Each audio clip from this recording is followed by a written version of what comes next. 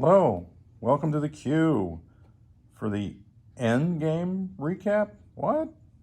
Turn 6, it's over? It looks like the Allies have surrendered unconditionally, I understand. So there's a look at the income as it ended. And as far as the victory points go, this world oil was up there at the end of the last round, and I didn't realize we'd already lost that one. But we did pick up 2 this round, putting us up to 13. And then, like I said, we lost world oil, and we had Calcutta and lost it. Both of those will come back on this turn had we continued playing, along with a good possibility of the Mediterranean resources and Pacific Islands, and then probably on the next turn Atlantic Wall on a long shot, New Rome, Horn of Africa, and China. China may not be a long shot, but I think those two probably work. There's enough Allied forces to take those away, and probably maybe that Atlantic Wall too. That probably should be up there. So even if we snag these 3, it looks unlikely that any of the others can come back. So overwhelmingly, it looks like we'll be above the 12 for sure, with 2 turns left to go in the game. Well, I guess it would be 6, 7, and 8. So there would be that. It would be steep, I think, at this pace. It looks like Japan is going to, like I said, they're going to take back Calcutta, leaving only a few British units left in the Middle East, and really no way of getting any other troops there. So, the world oil, may even get that 7 world oil too, because Russia can't come to help. China is kind of on its own. There'll be no help there from Russia or Britain. And you can see some of the battles on this last turn. Russia stepped into Manchuria, and then Japan squashed that and then moved into Amur to expand, on the following turns, on the Soviet Siberia realm and down the railway there. China most likely alone. All those Japanese planes will probably clean that up here in 2 turns. And Calcutta, Japan took it. Britain took it back. Well, I got a ladybug. What in the world? I've never seen a ladybug active here in December, but anyway, he's on the map there, and he's moving towards the British fleet, and that'll be the end of that British fleet there, I think. Yep, he made contact, and they are now gone. So it's a ladybug rule. In Africa, Italian forces came south, but I got to believe that the Commonwealth, easily takes that back. And then, the U.S. can step up, and it'll be a battle. I don't think Cairo will fall, but I don't think, like I said, the Horn, that doesn't seem to be a thing. There's plenty of British planes that are going to have nothing to do here shortly, so they can be picking off units. The other battle, there was a simultaneously bloodshed there. Italian units with a bomber attacked the U.S. units there. And actually, that was the first U.S. combat, I think, on this. No, that's true. Last turn, they did attack Casablanca. They lost all their forces, and they killed the German forces there, but they didn't take the territory. Then Italy counterattacked and removed the U.S. forces that moved into that spot afterwards. Disaster in London. We won't talk about that. The number of German planes that fell to anti-aircraft fire this game was ridiculous. And the Russian front, completely back and forth as usual. However, this time there are few Russian forces left. As this turn we had Italy come in and clean up the one Russian. Germany took it, Russia took it back. Italy came in and eliminated the Russians. So now, the armor here is going to be able to blitz into Rostov, taking that, and then the planes taking that. And then I think everything here moves up into Archangel, on the top. So leaving 2 Russian units on the front line with a couple tanks in support. I don't know that that's much of a counterattack, so they probably just, we were looking at the defense of Moscow here. And I don't know that the Germans have the forces to take Moscow with all this U.S. stuff on the front.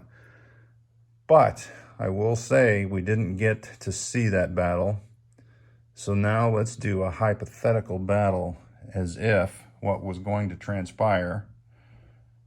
And I won't place my German units, but one of the things I had in my purchase pile is an air base here for Morocco. We'll move that over.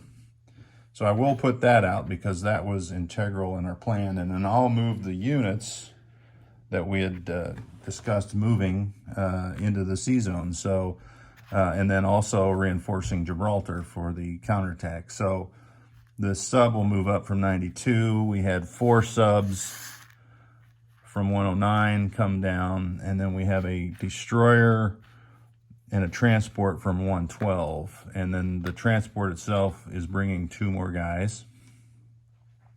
And I've got this bomber here that was going to fly in 2 more guys.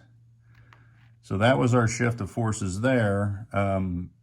I do have also a jet fighter from Western Germany that was going to land in Gibraltar. And then 3 planes were going to shift over to Casablanca. So now we've got 2 fighters in attack for a scramble and 3 fighters up here for a scramble. So, like I said, let's roll that out and see what that looks like, to see if the U.S. had the firepower to get through all of that. So we'll set up the naval battle first, because if that fails, then obviously there's no amphibious assault. If the naval battle is successful, then we'll move on to the ground invasion of Gibraltar. So before we get going though, my subs were going to go on the attack, so it was going to be a 2 versus 2. So this will be the U.S. dice, and then, of course, the German dice. I think, yeah, there we go. All right, so we will roll these dice and see who wins that battle just for grins, because I want to. Germany wins. They got a 2. So the battle for the South Atlantic is in the Axis favor. I like that. All right. So let me set up the units, and then I will roll some dice. So we've got coming in from C zone, I'm trying to find the number, 89. So we've got the attacker on this side. So we've got 4 destroyers from there. We have a carrier, which means nothing. We have 2 fighters that were on the carrier. We also have a battleship from that sea zone. All right, from sea zone 101, we have a cruiser and 2 more destroyers. And there's a bomber there, but I think that the intention was, nope, now that I look at it, they don't have the if you fill up all these transports here in sea zone 89 with the infantry that is here, let's see, you got 2 infantry, 2 artillery, and then 3 infantry and 1 mech. So this bomber is actually extra, so he'll join that naval battle. And in French Equatorial Africa, there would have been 2 fighters that could go 1, 2, 3, and land, or 4, and land in sea zone 91 on that carrier. Let me see if the carrier fighters have a place to land. They would be going 1, 2, 3, 4, and then they can land in French West Africa. So there's your attacking force. And now let's put out the defenders. So we have 2 transports. They're defending at 1. We have 1, 2, 3, 4, 5 German subs and 1 Italian sub. So that's a lot of 1s. But that is actually, your casualties first here. And then we have a cruiser battleship paired up. So we have a TAC that will scramble and 5 fighters. So the big battle is about to take place. It never... Oh, we got one more destroyer, the German destroyer that came down. All right. So there is your naval battle. We warmed up in the South Atlantic with the German U-boats getting the upper hand. There is no surprise or target select because there's a battleship. So, well, they didn't have any attacks anyway, so I'm going to roll the anti-aircraft for the Italian battleship. Figures. All right, so there are no ones attacking for the U.S. So they have 1, 2, 6, and then 2 for that bomber. So that's 8 twos. We'll go ahead and roll that. All right, so there's 4, there's 8. We got a spinner, spinner, spinner, spinner. It's a hit. All right, so that is your only hits. So we'll move 2 on the, of course that's not in there. Let's go this way so you can see it. There's 2 hits. Nope, now that moved it completely out. There we go. All right, 2 hits. 2 hits from the 2s. All right, so we have 1, 2, we have 5 3s. I hope you don't mind me rolling for you, War Pig. You may roll this on your own, I don't know, and come up differently. And then 1 battleship for 4. Oh, that's a good roll. Good roll. All right, so there is 5. So that will be a total of 7 hits. And obviously, you're going to take 1, 2, 3, 4, 5, 6, 7. So all the subs and the destroyer is gone. Or do I want to take a hit on a battleship? No, not in this first round, I don't. All right. So let me put these dice. I should have had another tray here. So we've got 1 for the transport. And then I keep forgetting how many subs. 6 subs, right? 1, 2, 3, yeah, 6 subs. And then I got a destroyer. I got attack. I got a battleship, cruiser, and then 5 fighters. All right, here is the response. All right, so that is not good. Look at all those missed 4s. What a load. All right, 1, 2, 3, 4, 5, 6. So if we take 6 off the Allies, we probably, to make this invasion work, we've got to get rid of that. Carrier. That's 2, 3, and then we'll get rid of that ship. So that's 6. So the advantage here is all the small units are just about wiped out. So let's put those back. Now we've got 3 destroyers for the U.S. We have 4 fighters and a cruiser and 1 battleship. Good roll, good roll. All right, there is 5 hits. So obviously now we're going to start getting rid of Italian crap. All right, so there's 2, 3, 4, and 5. Right? 1, 2, 3, 4, 5. So let's fire back. We had a 1 for the transport, 3 for the attack, battleship, cruiser, and 5 fighters. All right, so that is 3, 4, 5. 5 hits. So 3, we got nowhere to land these fighters, so we'll get rid of those. 4, 5. All right, so there's your losses.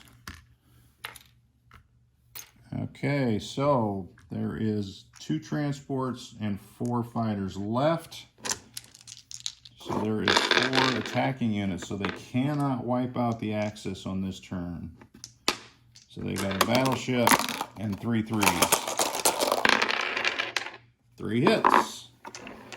So obviously we're going to lose 3 of the German fighters. So they have 4 fighters and 1 transport to defend. And they did not roll well with their 4s. So they got 3, so I suppose you could take a hit there, drop that to a 2, and then lose your 2 fighters.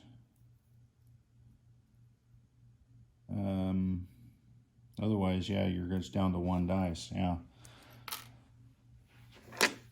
All right, so we have a 2 and a 3 for the Allies.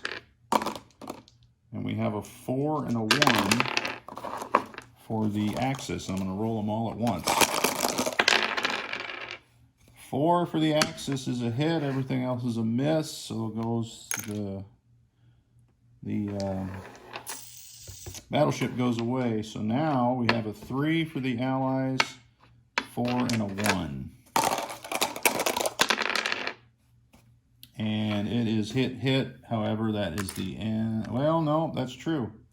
I have to take the fighter, which means these 2 are here. They are not defending the sea zone, correct? You can still do, there's not an active warship preventing the U.S. Transports. So I guess these survive. And now let's throw in the invasion. All right, let's see what the land invasion has. They have 8 transports, 4 from Sea Zone 89, 4 from Sea Zone 101. Somehow I didn't think it was going to get this far. All right, so coming in there is 2 artillery supporting 2 infantry, a mech, and 4 infantry. Now here's where this is going to fail, I think, because they did not get to use any of their planes on the land. They had to use it to get through that naval force. So I think the victory probably is ensured. All right, so the 4 transports bring over 2 tanks, an artillery, and then it was 6 guys. Or what, could they get 6 guys on there? So let's see. 1, 2, 3, 4. They can only get 5, so one of these guys can't come, which I think was this guy up here. All right, so there's the battle. That doesn't look good at all. So it's 2 tanks versus 2 tanks. Now the kicker here is all of German and Italy is at 2.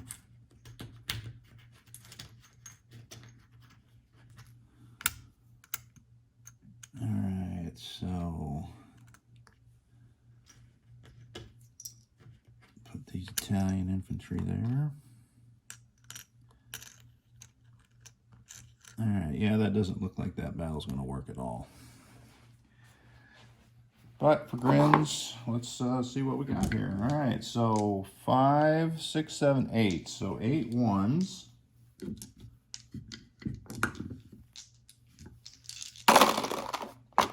And 6 2s. 2 3s. For a total of 3 hits. Okay, well, that probably doomed them right there, so let's lose those 3 Italians. All right, so that was 3, 6, 9, 12, 15 twos. Well, I don't have 15 twos, so we will roll 10 and 5. 2 hits with the first round, and then I'll put the 2 tanks in with the second round. Oh, that's terrible. 3 hits for each. Okay, maybe there is a shot. All right, 5 1s, 6 2s, 2 3s. 2 hits. Well, that didn't help, so we'll take 2 Germans off. All right, so the Germans are now down to 11. So I'll have to roll 1 extra 2. There's 3, so that hurt him. 4, 5. Okay, so that red chip's gone. All right, now we're getting to where I thought we would be. So 6 2s and a 3. Yeah, that's bad. Not a single hit. Okay, so they are at 9 2s, 2 3s, 5 hits. So that's the end of that. We don't need to keep rolling that one. So there you have it. The Allies did clear C-Zone 91, with the exception of the 2 German transports, and then all the U.S. transports came in. And frankly, they lost. Germany holds Gibraltar.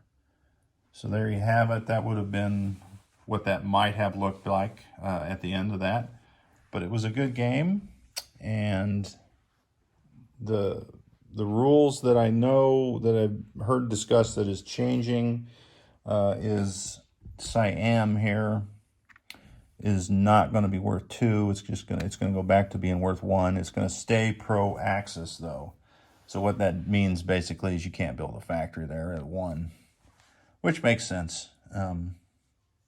You've got a couple spots up here, and down here for factories. You just prevents Japan from taking that on turn 1, building a factory turn 2, but I don't know that had that big of an effect on this particular set of battles that we had going. But I could see where that's a big advantage for Japan. The other changes, I'm not sure if anyone's discussed any of the other point changes for territories other than Siam. I know that there was French units here in Africa that were pulled off the board. I know they're not being pulled off now. If the Vichy is going to stay, I haven't heard any definitive talk on that. I kind of liked the Vichy thing. It has an option of playing it the standard way, and leaving all those French, but you can take out both British fleets. That British fleet survived the game by running all over the Atlantic. But coming in play now, after U.S. moves in here, then they support, now that makes that, hard to counterattack. However, there's nothing left for those transports to move, so it was a moot point. But this fleet surviving to fight at the end of the game is kind of a big deal. So that's your option, because you can't hit both fleets and take all of France unless you really got down, very skinny on all those battles, and then they all have to go your way.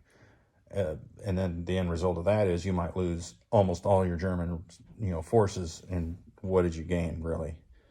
2 ships that could easily be destroyed. Well, they were destroyed here, I think 2 turns later. And it might have been turn 2. I think it was turn 3, but it might have been turn 2. Who knows? Either way, I think I like those rules. None of those rules had any effect on Russia at all up in that play. The Middle East, this was interesting, moving that up to 1. Kind of helps Britain, actually. Gives them an extra point. And the other thing, too, down here, because Britain came down into Brazil and was able to, once, because this was pro-Axis, they were able to move into there. And then when Germany hit 56, Chile turned pro-Axis. So basically, this rule here gives Britain, or whatever allied power is in Brazil, the ability to move down and capture more dollars for territories for their defense. So there you have it. Game 6 of 2020 is in the books. The Axis victory, and I won't count up those victory points because it's going to be, I think it's going to be, significantly higher than the 12 we need. So that's the reason for the early exit on the Allies. And hopefully you enjoyed watching. And until next time, keep rolling dice.